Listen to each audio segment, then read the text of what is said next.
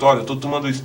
Nós sempre condenamos essa Quem foi atitude. que passou? Foi o farmacêutico, ou então foi o Buzz Dog, a traseira do ônibus, né? Vi a propaganda, foi a revista, e já estou tomando aqui, tem a publicidade bonita, e você já entra logo nesse remédio. Agora, Jorge, como é que o gelo age na lesão? Tanto o gelo como o calor. O gelo, ele tem um princípio de anestesia. Ele vai fazer uma vasoconstricção, ele vai diminuir as luzes dos vasos, e isso vai fazer com que diminua a oxigenação naquela área por diminuição da circulação. Então, esse é o papel do gelo. Então, o gelo deve ser usado como uma anestesia, para dor, principalmente no momento da lesão.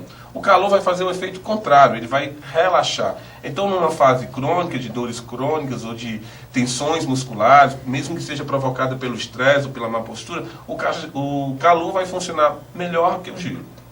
O calor melhor do que o gelo? Numa fase crônica de retrações musculares, causando o que a gente chama de trigger points, que são pontos dolorosos, o calor vai resolver com muito mais eficiência do que o gelo. Agora, diante de uma lesão, de uma dor aguda, o gelo é eficiente sim. Eu até brinco muito, Freitas Júnior, que o fisioterapeuta tem uma relação muito bacana com o gelo, né?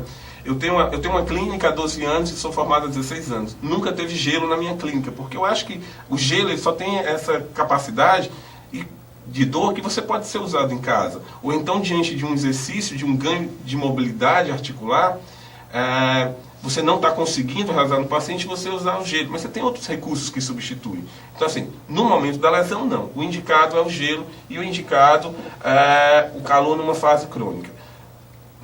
A parte de medicação, seja mesmo uma pomada, seja o de uso tópico, tem que ser tratado com o médico, prescrito pelo médico. Agora você falando, Jorge, que o gelo só tem que ser usado na hora da lesão, mas muitas vezes você vê nesses CTs, esses centros de treinamento desses times de futebol, Ricardo, né, Ricardo, às vezes vai cobrir os jogos aqui pelo programa esportivo da televisão, e você vê tipo aquelas bombas, os jogadores imersos no gelo, como os outros, do nada. Existe uma recuperação, mesmo você tá ali, hoje tem gelo. Sem você ter a lesão, todo mundo, o jogador, aquele que está sempre exposto ao extremo esforço, no limite da musculatura, sempre ele tem microlesões que ele tem que estar recuperando. Não, o gelo em nenhuma hipótese ele é usado como prevenção. O gelo, no momento que você vê lá na televisão os jogadores com gelo, ele teve uma lesão, ele está com dor, ele precisa voltar para o campo, então ele não suporta, ele vai ser afastado. Você usa o gelo para a lesão. Então não existe, desconheço... Entrar lá no gelo. Não, só se houver a lesão. Então tudo era baqueado, não era, Ricardo, naquele dia? Agora, Jorge, outra coisa que eu quero ver, que você vê muito hoje em dia, você vê fora, né? Hoje em dia com a TV a cabo você tem uma amplitude de conhecimento muito grande, né? Porque tem os canais dos outros países, existem os jornais e os próprios programas. E a fisioterapia no trabalho, por que ela não é tão usada no Brasil? Não vou falar nem tanto Fortaleza, não.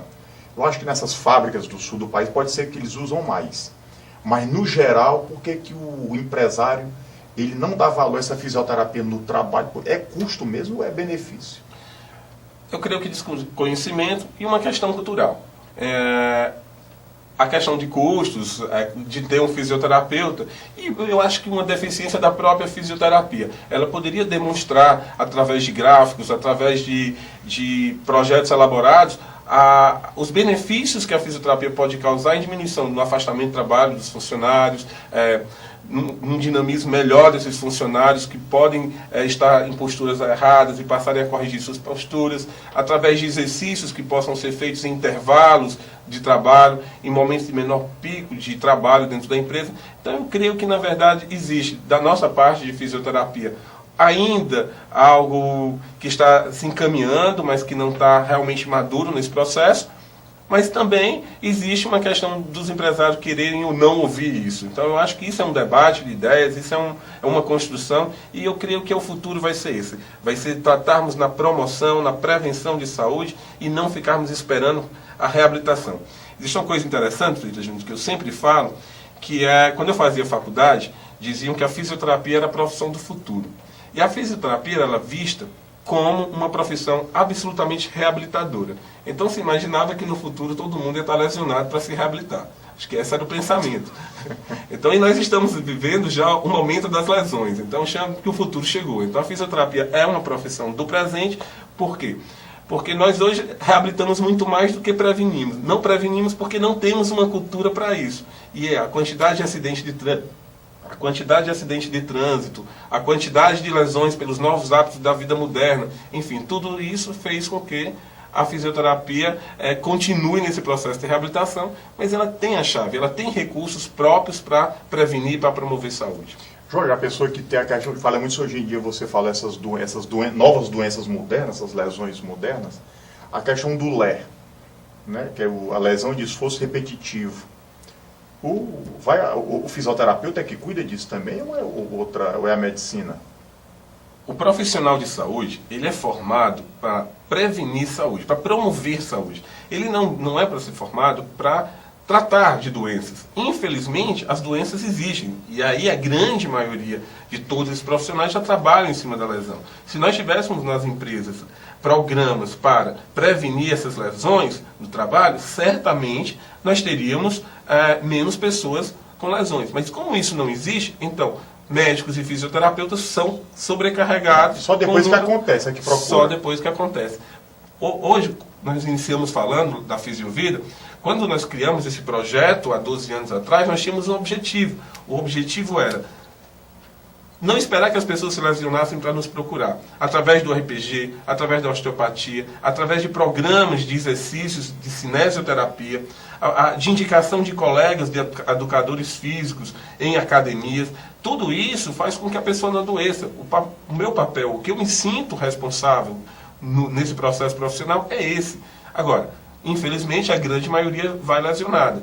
E a questão da DORT, né, que são as doenças osteomusculares relacionadas ao trabalho, Freitas Júnior, mudou a nomenclatura, né, era chamado LEC, eram lesões de esforço repetitivo, sem dúvida nenhuma, principalmente por conta do uso do computador excessivo. Né? Antigamente você tinha uma máquina de datilografia, você fazia vários movimentos. Hoje não, você quando está horas e horas no computador, você faz com que 30% da musculatura extensora do punho fique em contração permanente. Eu trabalho 8, 10 horas por dia no computador. Então, num momento ou outro, esse músculo vai estourar, ele vai inflamar, ele vai provocar dor. E, infelizmente, é nessa hora que nós somos procurados. Seria muito mais importante se fôssemos procurados antes dessas lesões. Agora, a gente fala em relação de LER, a pessoa só lembra que pode dar em computador, mas dentista, né? Acontece muito, o dentista ele trabalha muito, usa muita força daquele motorzinho, a própria posição. Os dentistas são sempre um desafio. Nós temos vários pacientes dentistas e a fisioterapia hoje tem uma área que é a disfunção temporomandibular, que são lesões da articulação temporomandibular, que nos fez nos unirmos aos odontólogos. Então, os dentistas hoje trabalham muito em parceria com a fisioterapia. E isso faz com que nós não só visitemos os consultórios dele, como eles também venham conhecer o nosso trabalho. Existe uma relação muito, muito boa em relação à odontologia. E o que acontece? Eu já fui a vários consultórios, já vi várias novas cadeiras, tecnologia da odontologia, tentando procurar uma melhor postura para eles. Mas realmente é uma profissão que tem um grande desgaste por conta de horas e horas com a coluna em rotação, ortodontia, que tem que cortar os ossos para fazer os aparelhos, e aquilo tudo maltrata muito essa musculatura. O que eu posso dizer para essas pessoas? Se não pode se mudar de profissão, então nós temos que fazer o seguinte: fortalecer, alongar, procurar fazer um trabalho que dimensione uma condição física, prevenindo essas lesões. Mas já pensou, o dentista já chega cedo para trabalhar, lá não tem nem tempo para isso, né, Jorge? Tem que fazer a defesa deles aqui agora.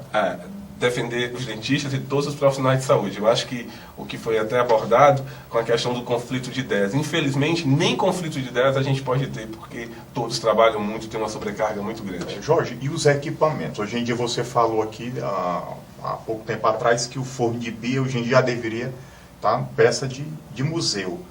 Mas hoje em dia você chega na clínica, ultrassom, e aquele choque. Eu queria que você explicasse para o assinante. Você está levando um choque, não, isso é anti-inflamatório. Não, esse vai ativar tal. Como é que é isso? E como são esses equipamentos? As terminologias dos equipamentos continuam as mesmas. O que evoluíram foi a sensibilidade dos equipamentos e por eles serem computadorizados. Então você tem como melhorar a questão dos parâmetros. desses equipamentos. Eles são, sim, correntes eletroanalgésicas, correntes anti-inflamatórias. Então você também tem o uso do laser.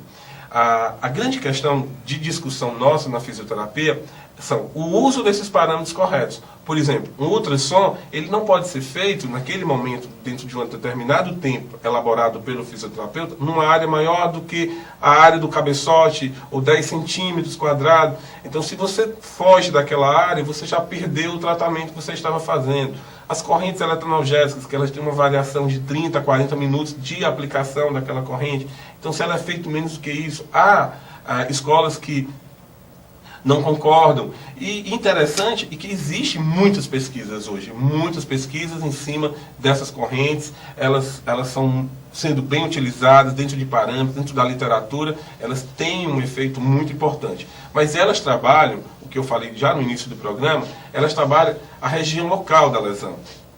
Se hoje nós sabemos que se nós trabalharmos essa região local e trabalharmos a questão global, o paciente como um todo, unirmos a tecnologia às terapêuticas manuais e posturais, o resultado no tratamento do paciente é muito maior. E Jorge, em relação ao equipamento, você fala, tu brinca aqui, o último grito da moda, que não chegou aqui ainda, está tudo globalizado, porque você está aqui, não. Vou falar aqui, na oftalmologia, tem um equipamento, é assim, a conversa vamos dizer, do oculista, né, do oftalmologista, não, existe um equipamento na Finlândia, que está lá, quando chegar no Brasil, custa uma fortuna, $1,5 milhão. A conversa é essa. Existe também isso na fisioterapia, um equipamento que só existe nesses países nórdicos, né, que eles adoram falar, tanto que já as grandes empresas são de lá. Não, Freitas Júnior, eu desconheço essa tecnologia. Existem equipamentos que trabalham em cima que hoje nós temos parâmetros computadorizados em que eu vou saber o grau do movimento, eu vou saber o quanto de força eu estou trabalhando naquele paciente. Não vai ter a varinha de condão que bateu aqui, vai passar tudo? Infelizmente ainda não. O que nós temos de moderno hoje são técnicas manuais ou técnicas de movimento. Por exemplo, existe uma técnica que foi pesquisada na Austrália que chama Stabilizer, que é a estabilização da coluna segmentar.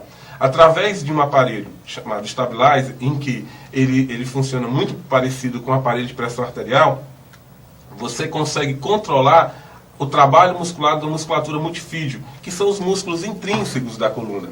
Certo? Então isso é uma grande descoberta nos últimos tempos. Na Austrália, existe, hoje no movimento humano, nós conseguimos trazer para Fortaleza um equipamento chamado girotônico. O que é esse equipamento? Esse equipamento ele trabalha os movimentos tridimensionais, ou seja, o movimento do dia a dia, como colocar o cinto de um carro, como pegar uma bolsa, as rotações do dia a dia que nós trabalhamos, orientados por um profissional que entenda do movimento humano, que faça uma avaliação anterior a esse processo de atendimento. Uma coisa extremamente importante e que, já que seu programa tem uma audiência que tem, é chamar a atenção da sociedade com as técnicas como Pilates. Não se pode chegar num estúdio de Pilates, seja ele de um educador físico, seja ele de um fisioterapeuta, e ir direto para a máquina. É importante que se faça uma avaliação, que tipo de máquina que você pode usar, que tipo de movimento você pode utilizar. Então, o que eu acredito que nós evoluímos, infelizmente nós não temos a varinha de condão, mas foi no processo de formação e de conhecimento sobre o movimento humano. Para você falou em Pilates e RPG. Para a pessoa ter acesso, não é muito elitista ainda não, Jorge? Principalmente o RPG. Ela é uma técnica muito elitista. Nós desejamos, acreditamos que os nossos governantes, que as pessoas que trabalham tanto municipal como estadual e federal, eles passem a ouvir a equipe multidisciplinar. Eles abram mais espaço para todos os profissionais de saúde. Então, se nós tivéssemos também um trabalho postural, um trabalho terapêutico manual e de fisioterapia mais avançado, seria uma grande economia para o Estado nas questões de gastos com medicamentos, por exemplo. Porque nós sabemos, acupuntura também, então seria menor gasto e melhor saúde para a população. Agora aqui, Jorge, ficar nesse tempo do programa todo, está perto de terminar, mas tem coragem de falar. Por exemplo, você usa os medicamentos, né, os fármacos, como você falou, toda a melhor tecnologia e equipamentos para recuperar de uma lesão. Aí, como você tem a origem no crato, eu também tenho sempre a medicina tradicional, né, que digamos que é das nossas avós. Por exemplo, no caso, as pessoas brincam muito aqui, o cearense é muito hilário, As pessoas falam, não, tá com essa pancada, não ficou bom, já fiz 1000 tratamentos, não adianta. Use sebo de carneiro capado do Tauá. Eu não sei por que tem que ser capado, e principalmente de Tauá, na região dos Inhamuns.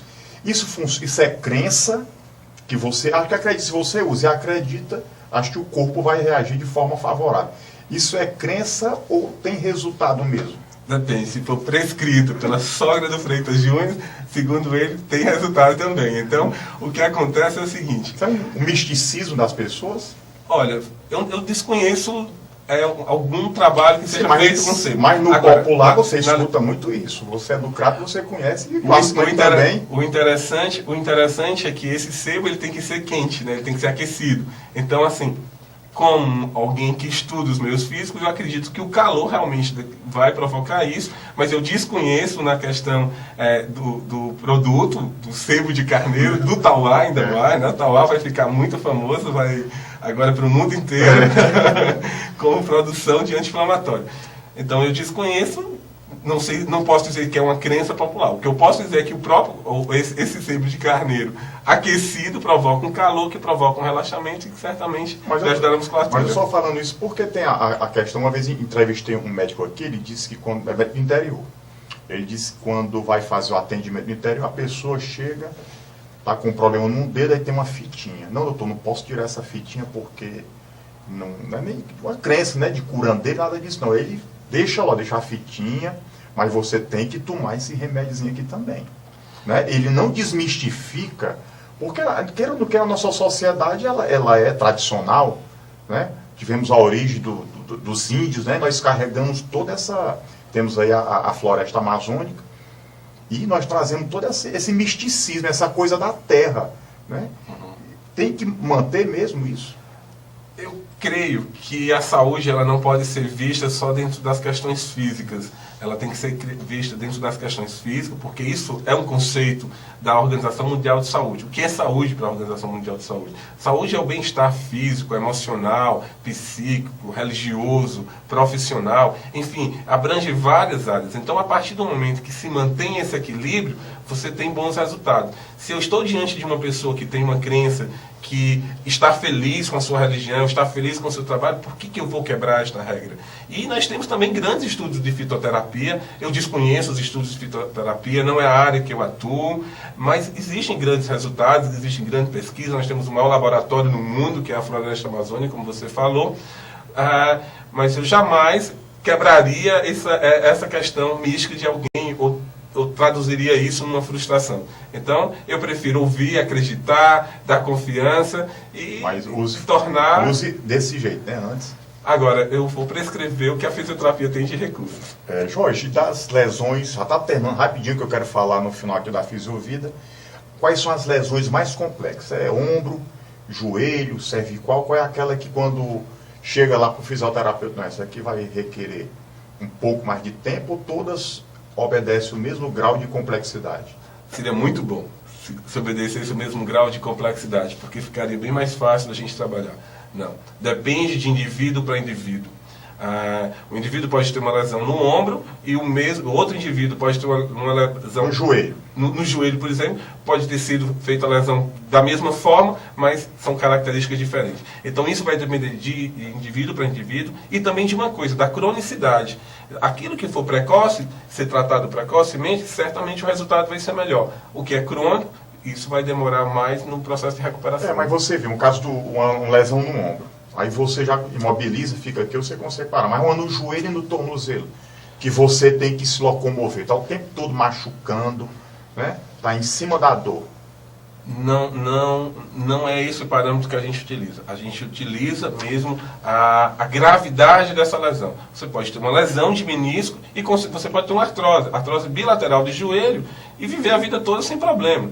Mas você pode ter uma lesão do manguito rotador, que é o responsável pelo movimento de rotação do ombro, e não suportar essa dor, e essa dor ser tão grave que você possa se hospitalizar ou possa estar tomando medicação mais intensa. Então, o que vai ser avaliado é a gravidade do problema e também a questão do indivíduo para o indivíduo. Jorge, eu queria agradecer aqui a sua presença e que no contraponto eu queria que você falasse da Fisiovida. Eu sei que tem um blog, você tem uma coluna no jornal O Povo, Não é isso? E eu queria que você falasse aqui para o assinante. As pessoas que desejarem, sabe, ter um conhecimento maior da fisioterapia, né, e do Jorge, a pessoa tem que fazer o quê? Onde lhe encontrar? Bom, hoje nós utilizamos o Twitter.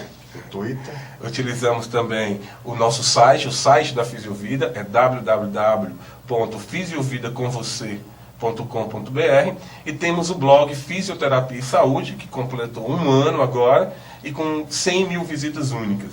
Então, assim, a gente conseguiu mobilizar bastante o blog. O blog se encontra no portal do jornal O Povo, e que nós procuramos atualizar todos os dias sobre tudo o que está acontecendo na fisioterapia no Brasil e no mundo.